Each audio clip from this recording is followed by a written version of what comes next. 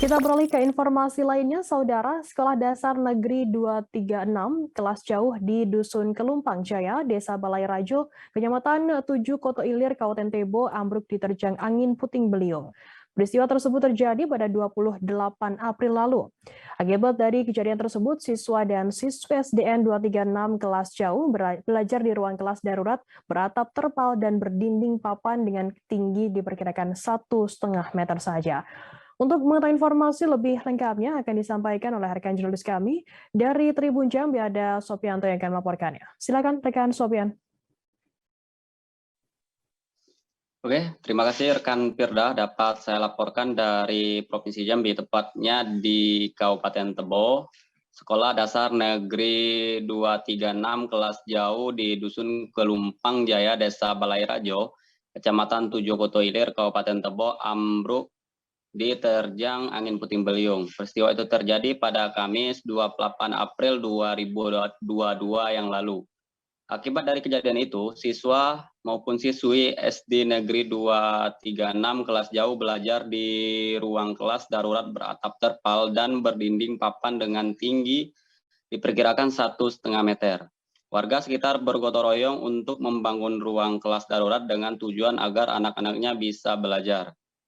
SD Negeri 236 dibagi dua tempat, yakni sekolah induk dan kelas jauh. Jarak tempuh sekolah induk menuju ke kelas jauh diperkirakan 3 km. Meskipun jarak tempuh tidak terlalu jauh, namun akses jalan di Dusun Kelumpang Jaya sangat ekstrim, apalagi pada saat diguyur hujan. Jalannya becek, naik turun tanjakan, kemudian tanahnya lengket. Hal itu membuat masyarakat sana membangun kelas jauh untuk mempermudah proses belajar dan mengajar.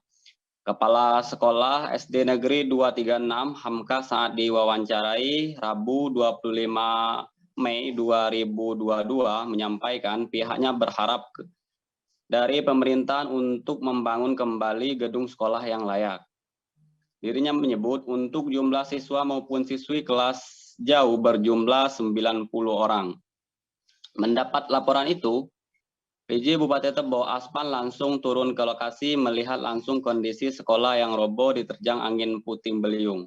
Kata Aspan, pihaknya sengaja datang hari ini menindaklanjuti laporan yang disampaikan kepada Gubernur Jambi terkait dengan musibah angin puting beliung di kelas jauh, yakni di SD Negeri 236 Kelumpang Jaya.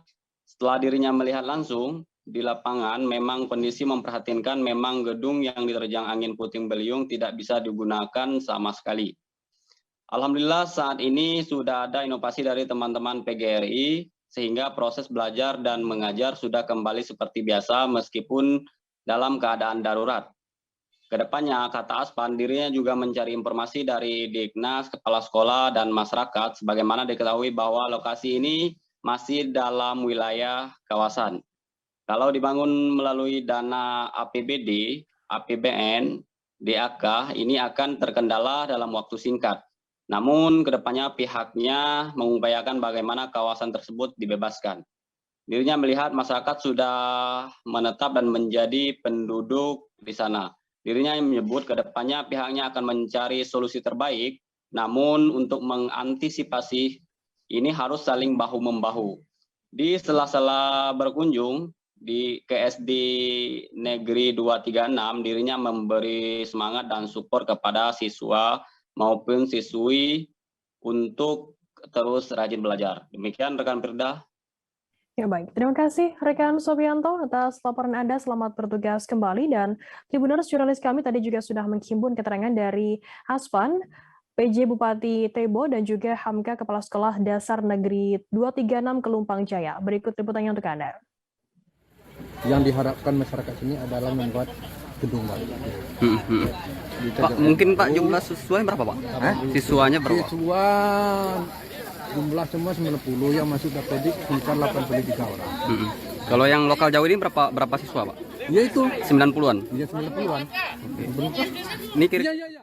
Terima kasih. Kita memang sengaja datang hari ini ke sini menindaklanjuti laporan yang disampaikan kepada Pak Gubernur terkait dengan musibah angin puting beliung di lokal jauh SD 236 Kelumpang Jaya. Ini Kelumpang Jaya ini setelah kita lihat di sini memang kondisinya cukup memprihatinkan, memang tidak bisa digunakan sama sekali, dan alhamdulillah ini sudah ada inovasi dari teman-teman dari PGRI. Sehingga ini seperti yang kita lihat sekarang proses belajar mengajar sudah kembali seperti biasa meskipun dalam keadaan darurat. Nah, ke depan kami sudah mencari informasi dari Diknas, dari kepala sekolah dan masyarakat. Sebagaimana kita ketahui bahwa lokasi ini masih dalam wilayah kawasan. Nah, kalau kita bangun ini melalui dana APBD, APBN, dan DAK, ini mungkin akan terkendala dalam waktu singkat. Namun ke depan ini akan kita upayakan bagaimana supaya ini nanti bisa kita bebaskan, karena masyarakat seperti yang kita lihat sudah menetap di sini. Nah, ini ke depan akan kita cari solusi terbaiknya seperti apa. Namun jangan lupa subscribe, share, komen, dan like ya.